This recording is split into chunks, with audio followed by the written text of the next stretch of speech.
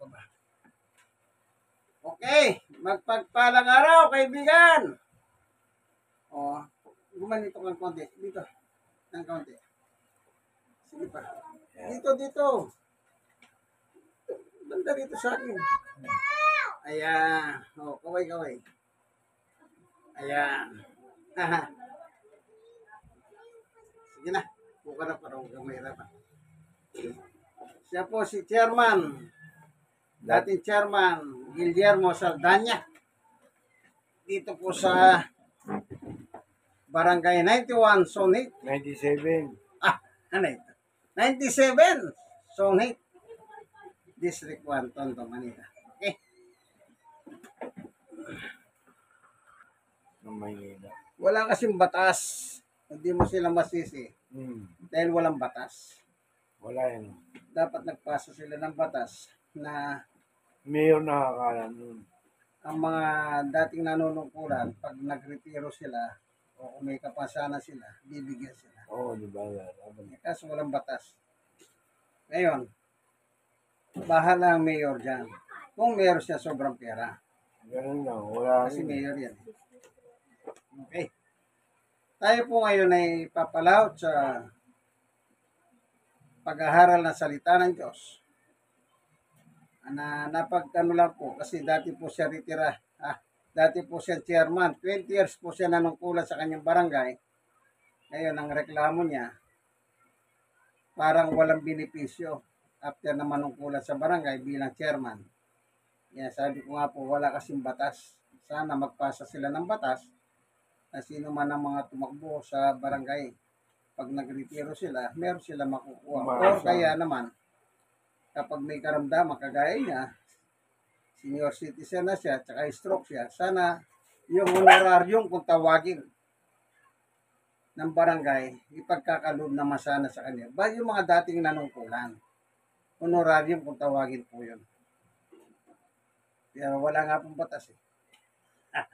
Kaya, hanggang dito na lang, mga halimbawa, kung may sobrang pera ang mayor, yun, sana.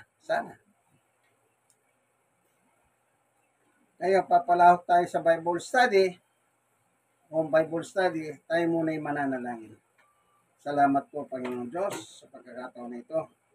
Samahan mo po kami ng aming kaibigan, ng aking kaibigan, si dating chairman, Gemo, sa pag-ahar at pagbubulay ng iyong salita. Buksan ng puso't isip ng bawat isa, ganon din ang mga nanonood sa video ito. Salamat po sa ngalan ni Jesus. Amen. Ang Biblia po ay katibayan. Katibayan dito nakasulat ang turo at aral ng Panginoong Diyos. Kaya once na gusto mong matuto o gusto mong magkaroon ng totoong pananampalataya, kailangan gumamit ka ng Biblia. Doon mo kasi masusumpungan ang tamang pananampalataya. Iba yung wala ka napapakinggan, iba yon. Magkaiba po yun, ano?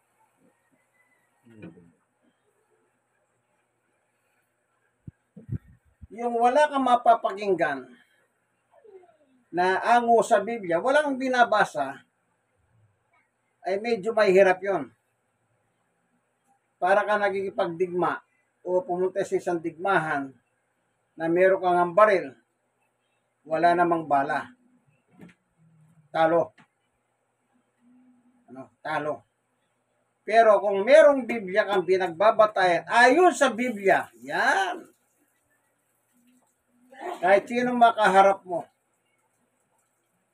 pwede mong ipagmalaki ang pananampalataya mo.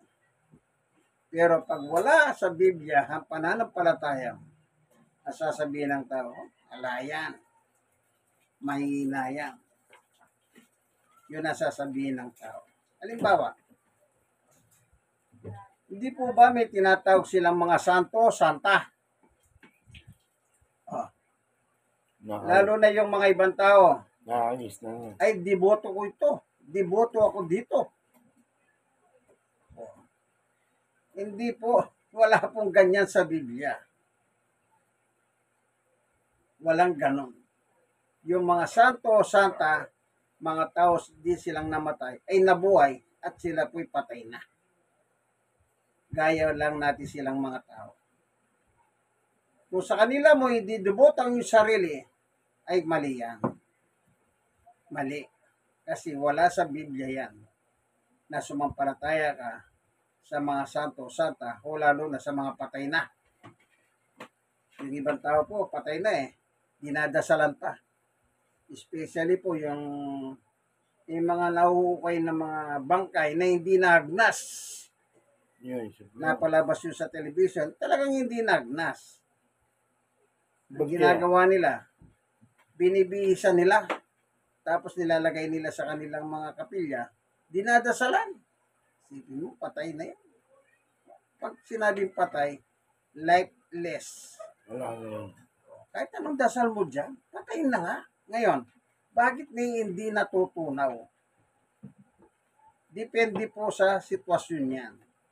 Sometimes, meron po palang mga libingan na yung inilibing doon, hindi siya matutunaw kasi nga yung lupa.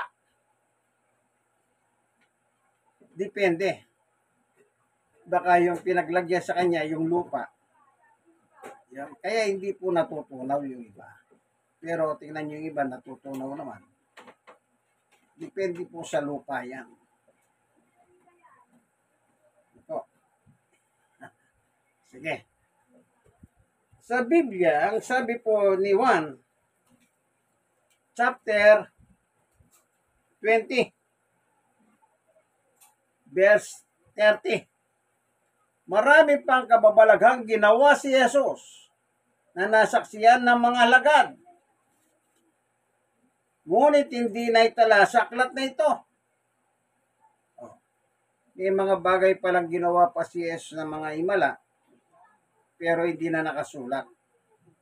30. Ang mga natala rito, yan, meron naman palang natala. Yung iba hindi na, pero meron namang natala din. At ang mga natala rito ay sinulat upang sumampalataya kayong si Jesus, ang Mesiyas. Ang ibig sabihin po ng Mesiyas, Kristo. Ang ibig sabihin naman ng Kristo, tagapagligtas. Ang anak ng Diyos. At sa gayon, magkakaroon kayo ng buhay sa pamamagitan niya. Anong nakalagay? Ang mga natala rito ay sinulat upang sumampalataya kayong si Jesus ang Mesiyas. May mga sekta ng reliyon po, hindi sila naniniwala na si Jesus ay Mesiyas o tagapagligtas. Ang paniwala nila, ang Diyos lang ang nagliligtas. Si Jesus wala. May mga ganyan pong reliyon sa ibabaw ng lupa. At marami din sila. Napakarami po nila. Ang paniwala nila, si Jesus ay tao. Tingnan natin. Alam niyo po ba, nung nangangaral si Jesus, nagtanong siya. Ang tinanong niya, yung kanyang mga apostoles, sila Pedro. Ito ang tanong. Babasahin po natin Ayun po dito sa nakasulat sa Mateo. Wow. Ito. Sa chapter 16, verse 13. Nang dumating si Jesus sa lupain ng Cesarea ng Pilipos, tinanong niya ang kanyang mga halagad. Ito po yung 12, sila Pedro. Sino raw ang anak ng tao ayon sa mga tao? Yung salitang anak ng tao, titulo ni Jesus. Kasi po pinanganak siya ni Birhen Maria. 14. Sumagot sila, mga apostol, sila Pedro. Ang sabi po ng ilan ay si Juan Bautista ka. Kayo. Sabi naman ng iba, si Elias kayo. At may nagsabi pang si Jeremias, kayo o isa sa mga propeta. Anong pagkakilala ng mga tao kay Jesus? Siya po ay gaya nating tao. Yung propeta, tao yan. Mga propetas. Mga tao po yan. Yan ang pagkakilala nila kay Jesus. Isa siyang propeta lamang po. Ganyan din yung mga ibang reliyon. Nang paniwala nila si Jesus ay propeta, kaya hindi po siya tagapagligtas kasi ang propeta ay tao. 16. Sumagot si Simon Pedro. Ay, sana. 14. O, kisi na, kisi.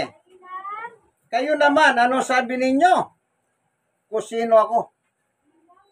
O, uling tanong ito. Sa inyo, sino ako? Sabi ni Jesus. Sa 16, sagot ni Pedro. Sumagot si Simon Pedro, kayo po ang Kristo. O, kita nyo po.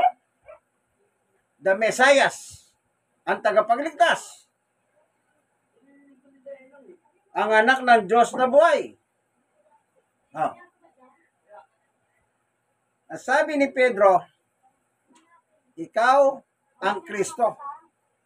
Kristo means Mesias, means tagapagligtas.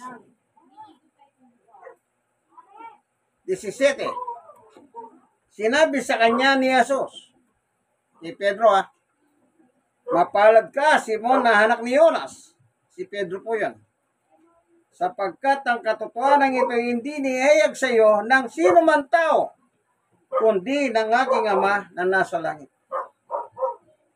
Sino pong nagsabi na si Jesus ay tagapagligtas? Sabi ni Pedro, sinabi ng Diyos ayon sa Jesus Christ. Mismo po ang Diyos nagdideklara na itong kanyang bugtong na anak na si Jesus ay tagapagligtas. Paano ngayon yan? Ibig sabihin, itong mga hindi naniniwala kay Jesus ay tagapagligtas ay Antikristo po sila. Antichrist. Nilalabanan nila si Kristo. Nilalabanan nila yung anak ng Diyos na buhay na si Jesus. Kaya Antikristo sila. Alam nyo, kaibigan, hindi baling awayan mo na yung kapitbahay mo. Huwag mo lang labanan si Jesus. Amen. Bakit ko sinasabi yan? Yung kapitbahay mo, gaya mong tao, walang magagawa yun. Pero si Jesus, siya ang magdadala sa atin sa langit. Pero, kung nilalabanan mo, siya rin ang magdadala sa iyo sa impyerno na ayaw mong makapuntahan. So, maliwanag po, nakasulat, Hindi po tayo nag-iimbento. Anong sabi ng Diyos? Ang aking anak na si Jesus ay tagapagligtas. Diyos po nagsalita. Tapos ayaw niyo pang maniwala. Yan ang gusto niyo paniwalaan. Yung leader ng inyong reliyon, yung founder ng inyong mga reliyon, yung iba po yung founder nila, bilib na bilib sa founder nila. Halimbawa, may mga reliyon dito sa ibabaw ng mundo, ano sabi nila? Kailanman hindi naging Diyos yan si Jesus, kundi tao. Dinidihin pa nila, tao.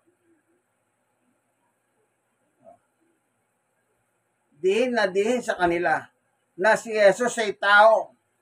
Antikristo din po yan. Kunwari, ginagamit nila si Kristo, pero nilalabanan naman nila si Kristo. Ito na nga salita ni Jesus ulitin ko kayong mga Antikristo. Anong sabi niya?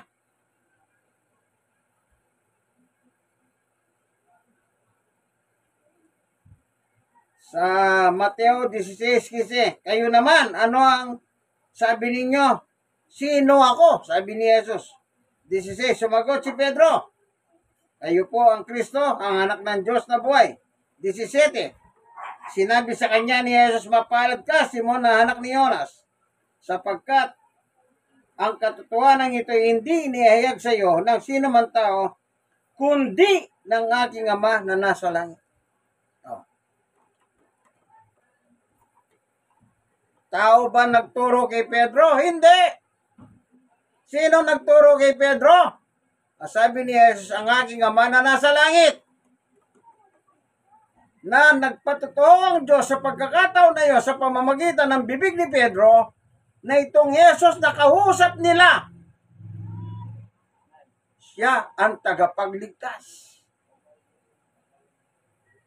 Kung ang Diyos ay tagapagligtas, ang anak tagapagligtas.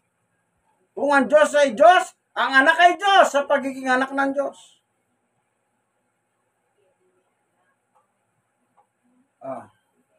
Meron pa tayong babasa eh. Marami pong naloloko mga antikristo. Akala mo gaano sila kagaling. Pero mga pumapalpak naman sila.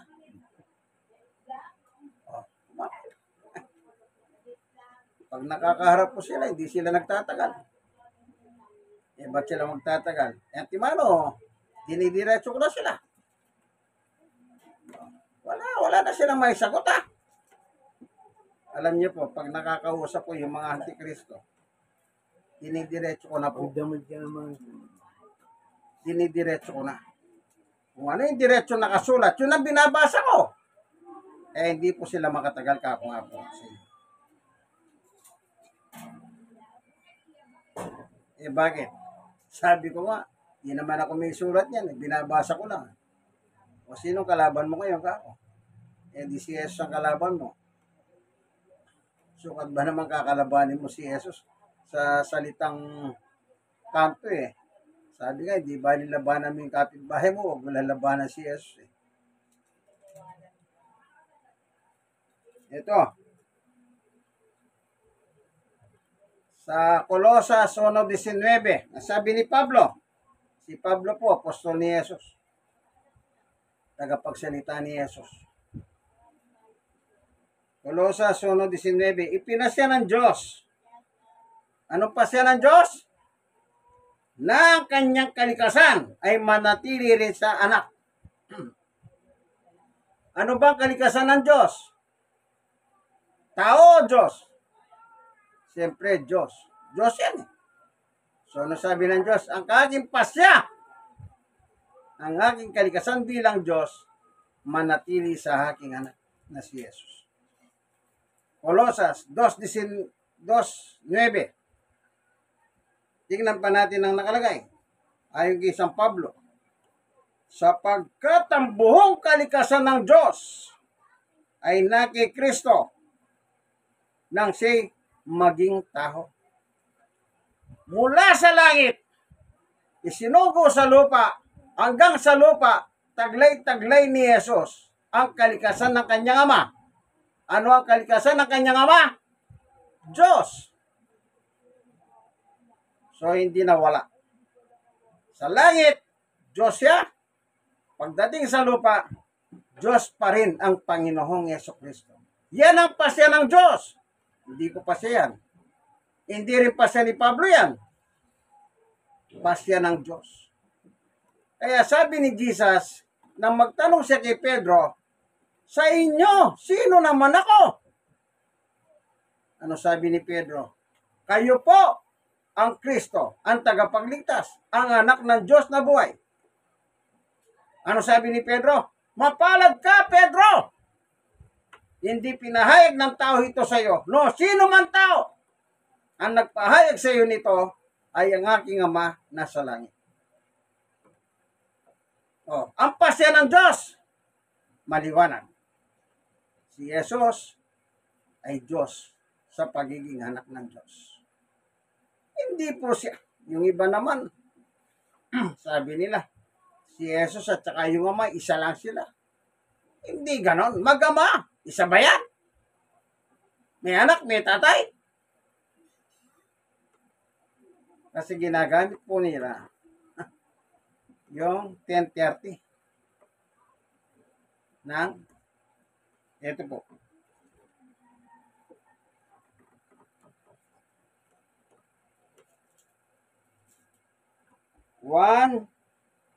Chapter 10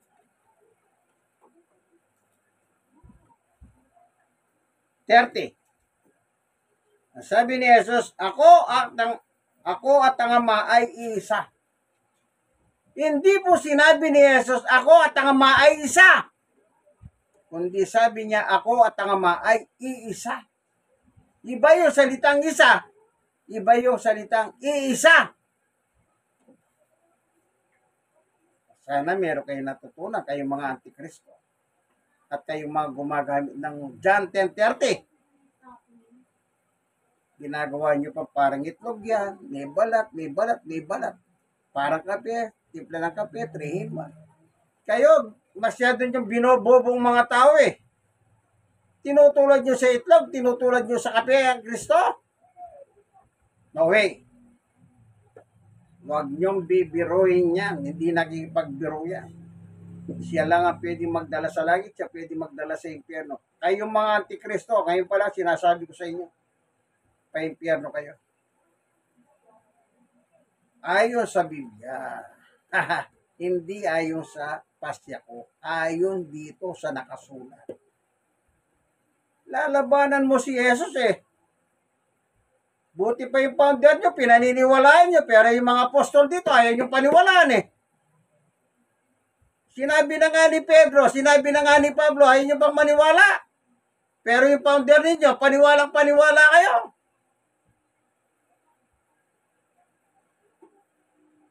Ay, yung mga nasa reliyon na ganyan, ay, layasan yung reliyon na yan. Wala kayong mapapala dyan. Ako na magsasabi, wala. Tinuturuan lang kayong labanan si Jesus. Kunwari, ang galang ang Panginoong Yesus.